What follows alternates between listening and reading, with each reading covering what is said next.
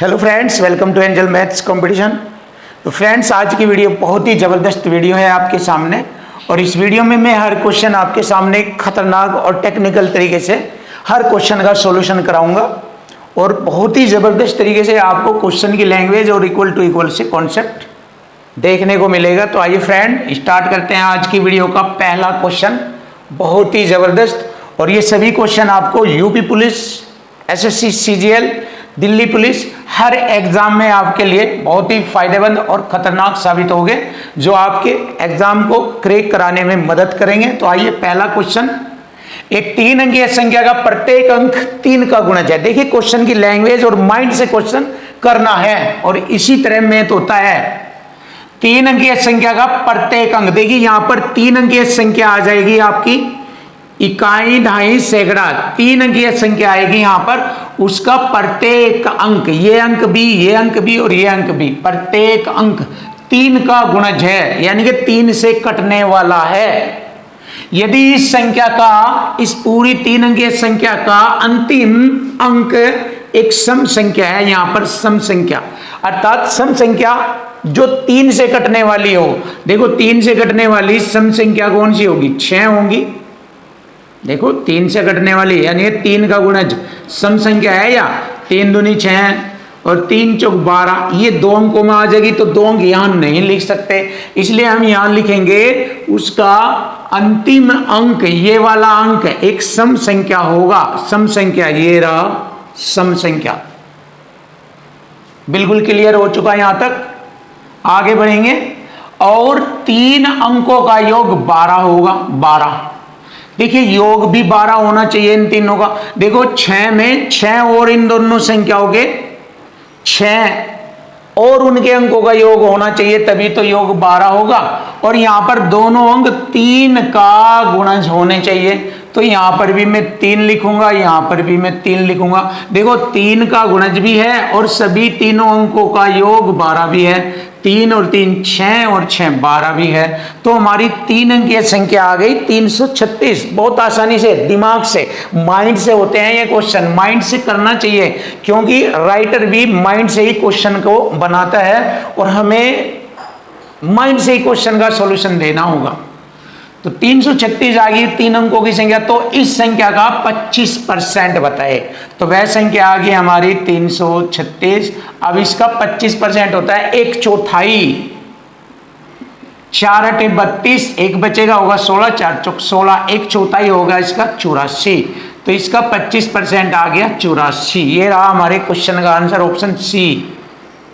तो देखिए, ऐसे आपके सामने हर क्वेश्चन कराया जाएगा, बहुत ही दिमाग से, नॉलेज से और टेक्निकल तरीके से आपके सामने हर क्वेश्चन फिनिश होगा। जैसे क्वेश्चन नंबर 2, यदि 3 क्रमागत संख्याओं का योग 12 है। देखो, एक संख्या मैं यहां पर लिखूंगा, दूसरी संख्या यहां पर लिखूंगा और तीसरी संख्या यहां पर लिखूंगा, और तीनों क्रमागत संख्याएं होगी।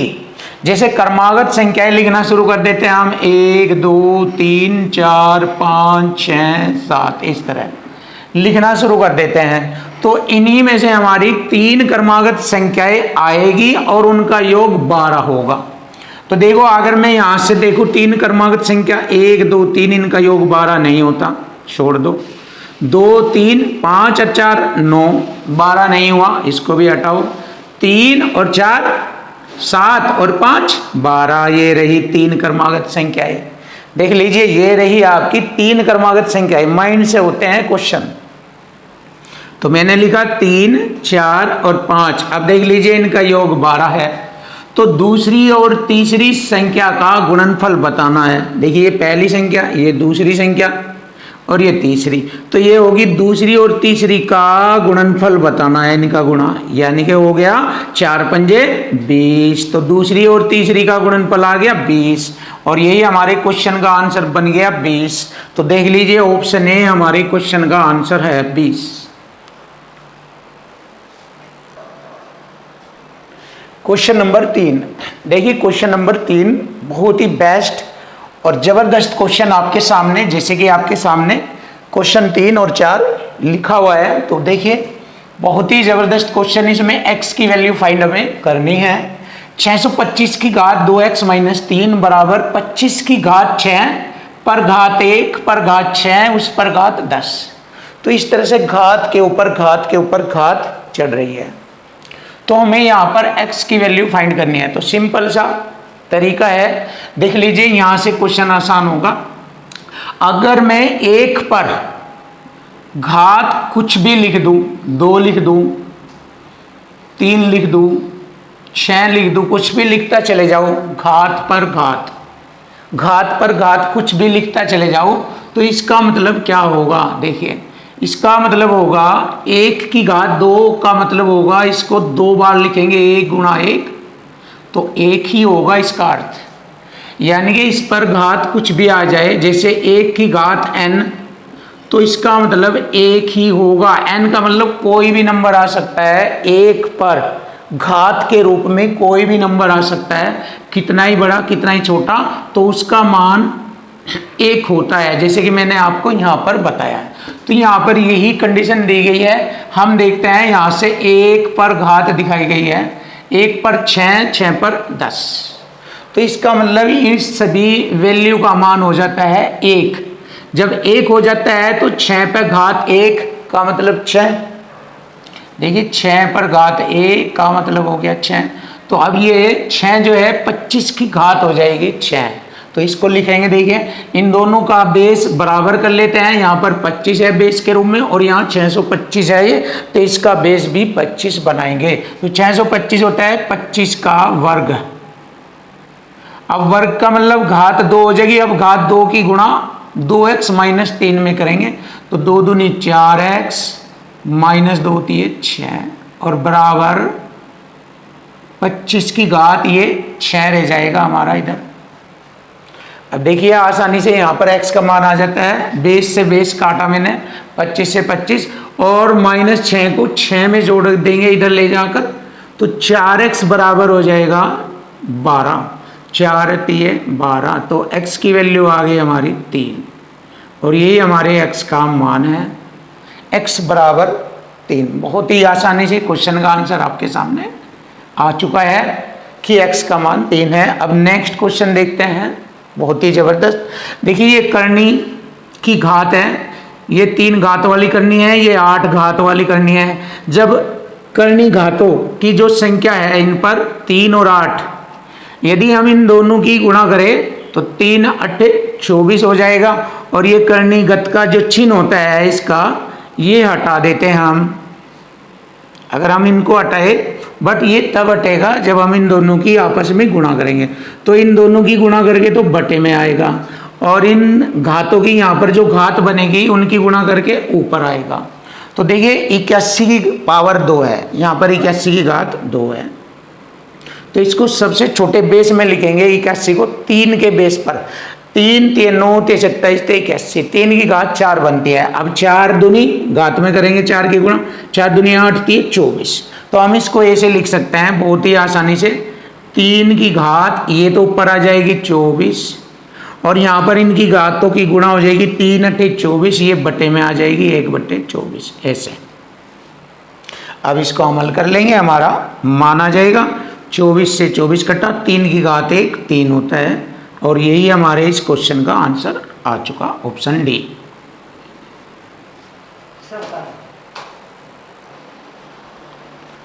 क्वेश्चन नंबर 5 बहुत ही बेस्ट और सुपर क्वेश्चन आपके सामने है। तो देखिए फ्रेंड्स, जबरदस्त क्वेश्चन है ये आपके सामने और इसका सॉल्यूशन भी आपको नंबर 1 मिलेगा। तो आइए स्टार्ट करते हैं। जीव विज्ञान और अंग्रेजी में राकेश के कुल अंक 150 है, यानी कि 2 सब्जेक्ट में उसने 150 अंक प्राप्त किए हैं। जीव विज्ञान के 1/3, जीव विज्ञान का मतलब बायो के 1/3 और यहां पर अंग्रेजी है इंग्लिश, दोनों में उसने 150 अंक प्राप्त किए हैं। देखिए, दोनों में उसने 150 अंक प्राप्त किए हैं। सिंपल से तरीके से आपके क्वेश्चन का जवाब आपको मिलेगा, बस माइंड और क्वेश्चन की लैंग्वेज से ही क्वेश्चन हल किए जाते हैं। आप देखते रहिए। बायो और इंग्लिश के टोटल 150 अंक है जो कि राकेश ने प्राप्त किए हैं। अगर जीव विज्ञान के 1/3 और अंग्रेजी के आधे अंक बराबर है, देखिए यहाँ अंग्रेजी के आधे अंक के बराबर है, ये के ही लगेगा यहाँ पर, जीव विज्ञान का 1/3 और अंग्रेजी के आधे अंक के बराबर है। तो जीव विज्ञान में उसके अंक बताइए। तो देखिए यहाँ पर है क्वेश्चन की लैंग्वेज और टैक्स। तो बायो का 1/3, बायोलॉजी का 1/3 और अंग्रेजी के आधे अंक के बराबर है। देखिए बराबर है, यहाँ पर इक्वल टू इक्वल आ गया है, बटे में मान अपना है। बायो का रेशो 3, इंग्लिश का रेशो 2 और दोनों विषय के टोटल अंक 150। तो हमारे यहाँ पर दोनों के हो गए 3 और 2 5, टोटल इक्वल टू इक्वल किया। एक साइड में संख्या, दूसरी साइड में रेशो, इधर दोनों विषयों के अंकों का योग है। तो यहाँ पर उनके रेशो में प्राप्त अंकों का योग हो गया 3 2 5। तो एक रेशो की वैल्यू आ गई 30, एक रेशो की वैल्यू आ गई 30। तो जीव विज्ञान में उसके अंक बताए। तो देखिए जीव विज्ञान का रेशो है 3, तो बायो में उसके अंक आएंगे 3 में हम 30 की गुणा करेंगे, 30 दिए 90। उसने 90 अंक जीव विज्ञान में प्राप्त किए। और देखना चाहेंगे हम अंग्रेजी में कितने प्राप्त करेगा वह।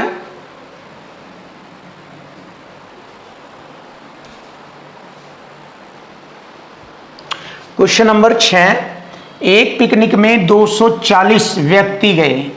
देखो एक पिकनिक पर 240 व्यक्ति गए, इनमें महिला की संख्या पुरुषों की संख्या से 20 अधिक है।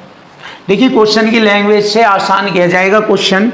और बच्चों की संख्या से वयस्कों की संख्या 20 अधिक है। अब वयस्क में कौन कौन आ जाते हैं, महिला और पुरुष।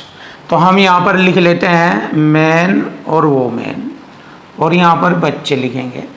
जैसे कि क्वेश्चन में कहा है बच्चों की संख्या से वयस्कों की संख्या 20 अधिक है और टोटल सभी की संख्या है 240। अगर मैं 240 में से ये 20 का अंतर घटा दूं तो वयस्कों और बच्चों की संख्या बराबर बराबर आ जाएगी। तो देखिए 240 में से 20 घटाएंगे, 240 माइनस 20 तो बराबर हो गया 220। इसको बराबर 2 भागों में बांटेंगे, 2 से भाग करेंगे, 2 ही कम 2 ही कम 2 यानी कि 110। तो यहाँ पर बच्चों की संख्या आ गई 110 आ गई और वयस्कों की संख्या 110 और 20 ये अधिक, तो वयस्कों की संख्या आ जाएगी 130। ध्यान से देखिए वयस्कों की संख्या आ गई 130 और वयस्क जिनमें मैन और वोमेन होता है उन्हें वयस्क कहते हैं। यहाँ तक हमारा ये कॉन्सेप्ट क्लियर हो गया। अब हम ये कॉन्सेप्ट देखते हैं। देखो इन 240, यहाँ पर इन सभी का जोड़ भी कर लीजिए, 240 है। तो इन 240 व्यक्तियों में महिलाओं की संख्या पुरुषों की संख्या से 20 अधिक है। अब इनमें देख लीजिए यहाँ पर ये महिला और पुरुषों की संख्या हमारे पास 130 है और इनमें महिलाओं की संख्या पुरुषों की संख्या से 20 अधिक है। तो अब 20 इसमें से अगर हम हटाए तो 110 रह जाएगा। 110 में पुरुष रह जाएंगे हमारे कितने, इनमें महिलाओं की संख्या पुरुषों की संख्या से 20 अधिक, तो 55 तो ये रह जाएंगे हमारे और 75 ये आ जाएंगे। 55 में 20 जोड़ेंगे 75 ये। तो पिकनिक पर कितने पुरुष गए, तो पिकनिक पर कितने पुरुष गए ये हमें बताना है। इनमें महिलाओं की संख्या पुरुषों की संख्या से 20 अधिक है। तो देख लीजिए क्वेश्चन में थोड़ा सा फॉल्ट लग रहा है मुझे, शायद देखते हैं।